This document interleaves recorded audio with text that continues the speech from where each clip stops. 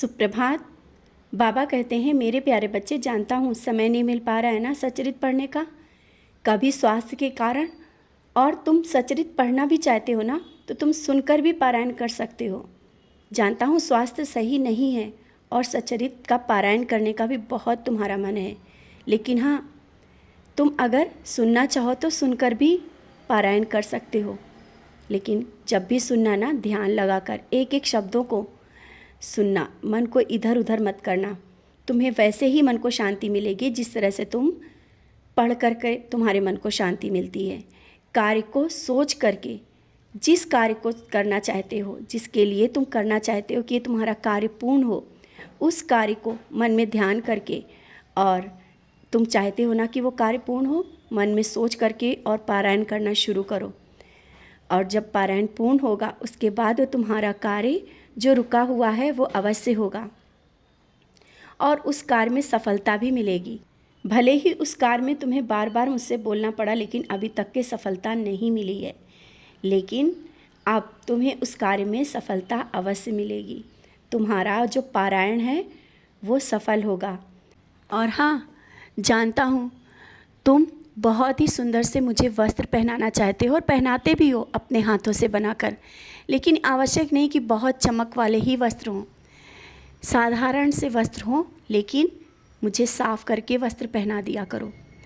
कुछ दिनों से कुछ वस्त्र हैं जो चमक के कारण तुमने धोए नहीं हैं, उन्हें भी धो लो, धो करके पहनाओ, क्योंकि जब तुम धुले वस्त्र पहनते हो तो मुझे भी उसी तरीके से धुले वस्त्र ही पहनाओ।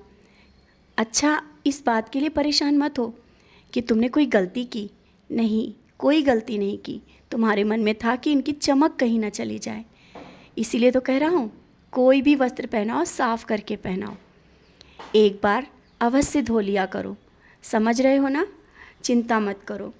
और जो तुम्हारे बनाए हुए वस्त्र हैं ना, मुझे बहुत पसंद हैं, बहुत ज़्यादा पसंद आते हैं। और मन में ये मत सोचा करो कि तुम मुझे क्या भोग लगाओ क्या ना लगाओ। जो तुम्हारे घर में रखा है या जो तुम खा भी रहे हो, जैसा भी खा रहे हो, मुझे भोग लगा दिया करो। ये मत सोचा करो कि अभी मैं ये बनाऊंगी तब मैं भोग लगाऊंगा, ऐसा कुछ नहीं है। जब जैसा जिस भाव से, यहाँ तक कि अगर कुछ भी नहीं है तो मुझे शक्कर का भोग लगा सकते हो। आवश्यक नहीं कि मिश्री हो तभी वो भोग लगेगा, शक्कर का भी भोग लगाया जा सकता है। और मैंने तुम्हें एहसास दिया, उस भोग को खाया भी है, तुम्हारे मैं भाव देखता हूँ। तुम प्याज रोटी का भोग लगाते हो ना, वो भी मुझे बहुत पसंद है। तो आज से ये बात को ध्यान रखना, कभी भी ये मत सोचना कि क्या भोग लगाऊं, आज तो घर में बस रात का रखा खाया है तो बाबा के लिए अलग बना दें, ऐसा कुछ भी नहीं है। अपने मन में भाव लाओ और जो भी बना है, जैसा भी बना है, मेरे सामने रखो, मैं तुम्हारा भोग स्वीकार करता हूँ। और तुम्हारे मन में जो बातें चल रही हैं, कुछ सोच रहे हो, कुछ नए विचार अचानक ही आ रहे हैं, या किसी ऐसे से मिलना हो रहा है जो अचानक ही तुमसे मिला है, तो ये जो तुम्हारे जीवन में बदलाव आ रहे हैं, जो तुम्हारे मन में विचार हैं, ये विचार तुम्हारे परिवर्तन की ओर लेके जा रहे हैं। तुम्हारा जो सुनहरा भविष्य है ना, वो मैं देख रहा हूँ।